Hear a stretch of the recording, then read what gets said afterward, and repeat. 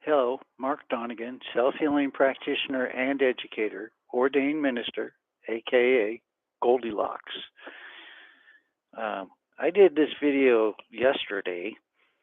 I've done many videos that I did like yesterday where I didn't have my sound turned on. I sat and spoke for 15, 20 minutes to myself, which is kind of the point of this, kind of my diary. And I say still on the hunt, still waiting for surgery. I just put in my adamant calls today, both UCSF and VA. Get off your ass, give me either an appointment with a surgeon or a surgery date, either one.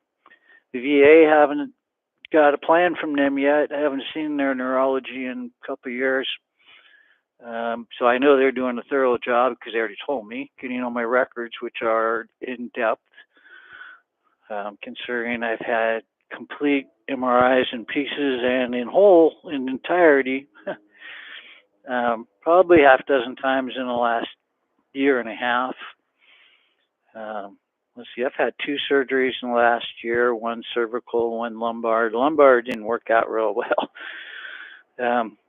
But that's why, because they kept dicking around trying to fix one place when my scoliosis is just like nothing I've ever seen in the books or any of my training or anything you're going to see.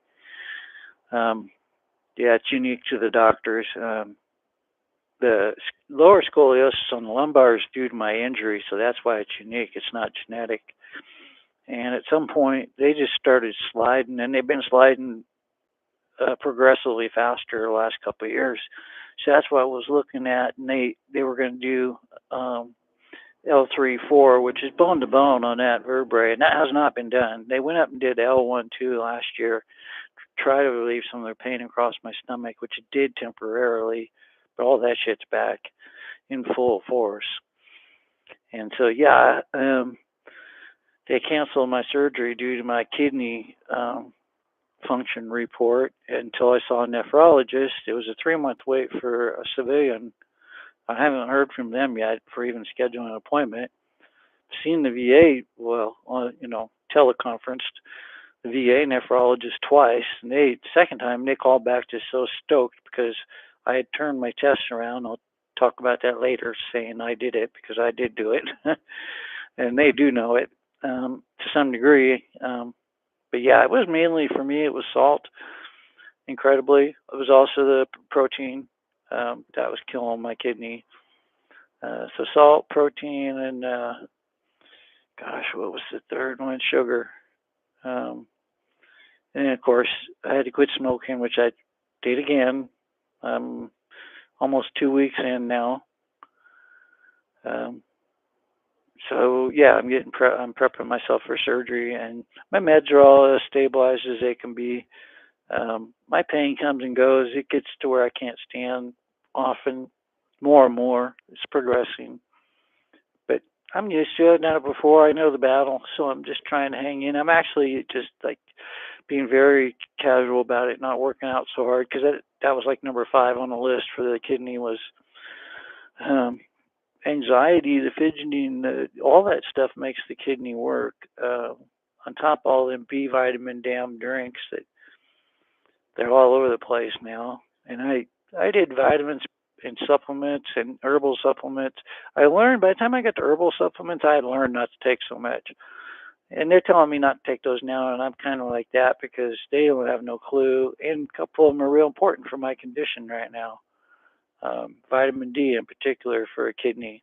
So I'm just rolling that out there. I'm stage 4 out of 5 chronic kidney disease. They told me if I go in the hospital again, I ain't coming out. Don't know why they can't do a transplant or dialysis on me. They for some reason, she said, at least right now, I'm not a candidate for either. It's probably one of those deals where they got to wait until you're dying. But they have not done a biopsy of each kidney to know if they're, because my right one don't hurt at all, so I think it's fine. And they keep yelling at, or I keep yelling at them that my spine's leaning into my left leg, and that's creating a problem. And they keep yelling at me back that no, you've got kidney disease and you're just dying. And I'm like, I'm still like, fuck you. Get my spine off it and give me a shot. So that's where I'm at now when I say back in the hunt. Um, and yeah, the blood test specific to the kidney. Again, the first thing I did was cut my protein out. I went on a liquid diet for like a week. That alone did it. On top of I was juicing really hard. Not when I don't mean making my own. I just go to the store, get drinking a lot of hydration juice with water because I don't want the sugar. Um, and little behavioral things like a 32-ounce cup I got here, and I'm probably going to get like a little gallon container I can take with me like everywhere, and just to learn because I can feel I'm sick all the time, low energy, very not all the time. I'm just noticing it's very less times where I feel like I have energy to fight my pain. So I'm fighting multiple level diseases, systemic stuff that people don't even know you can fight. Kidney disease, for instance. And I've had high blood pressure since I was 25, so that is the biggest thing that nailed my kidneys. And I didn't take my medicine properly until I was in my early 30s when I first started having back problems and I started blacking out for different reasons. And one of them was my blood pressure, because pain does actually make your blood pressure go up. And yeah, you can actually die from pain. I'm just the prime example of these doctors of such things. um, so am I caught all up with everything? I believe so. I'm doing behavioral health stuff for myself. I had to change therapists because there just ain't no good. They don't stay long, and so I was actually referred from my primary here at Hillside Clinic to County Behavioral Health, which I'm on the advisory board. So if there was anything there for me, I'd already be in it. And there's tons of stuff in the county. It's just not hitting the right people. And like for me, they don't, offer the exact right niche for me. And I have much more other priorities in that work other than niche work for psychologists, and we don't even have psychiatrists. So that's our big deal, is trying to get a freaking psychiatrist. Which often, I'm on that level where I need a psychiatrist. They don't understand the types of things that I've had in my life, the traumas and the therapies themselves, which you've got to understand me. And there's nobody I know that's had the bevy of behavioral health stuff thrown at them that I have. They said that about my family in the 60s. I mean, who in the hell in the 60s was getting therapy? My family was. It was kind of unusual. And yeah, I just looked it up. My mother and my brother, I always wanted to outlive them. I didn't think I had, and I'm 63, and I just looked it up yesterday because I really got into it. And I'll be damned if mom didn't pass the 60s, and same for older brother. Both cancer, died of cancer. I'm cancer in the family. But yeah, older brother didn't really have a chance. I mean, he had replaced hips and knees a couple of times, so structurally he was really tore up. But he could have handled that. But they kind of burned him to death with their cancer radiation treatment, which I would never do. But he got that. A couple of reasons. He told a few people, Army Proving Grounds, where they do lots of testing on radioactive, mostly biological. He told me he was biological, and he got it in Iraq, and makes total sense. And I actually know the types of stuff that he was talking about when he told me. And that's why he told me, because I was one of the few people who can understand parts of his work being an ordnanceman. He just didn't like me a lot, being an older brother. So that's why I wanted to outlive his ass. And yeah, they both passed at 60. I'm 63, so I passed that hurdle. And kind of off in my own space now in my family. So I'm working on just putting out to the universe, the rest of the world, leaving little notes like this for my family. And yeah, like I said, my grandson, things skip generations as far as genetics, passing things down, generally go to grandchildren, and their grandparents are the genetics are more similar. So And I already saw that my grandson in many ways, anxiety, um, and so I'm not sure that's being dealt with at all. And I know not properly.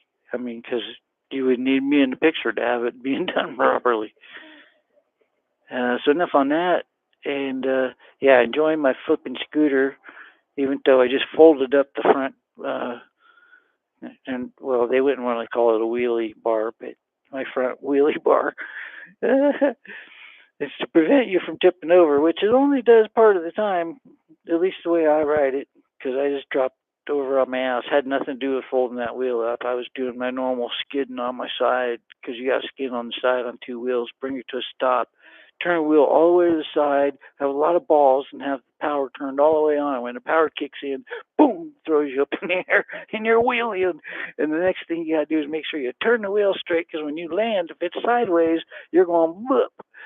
Uh, so yeah, you pull the wheelie, and that thing will pull about a 10-foot wheelie, and while you're up there, you get it straight and see it land. And the other critical thing, kind of not to do, is to let the power off, because that automatically throws the brakes on.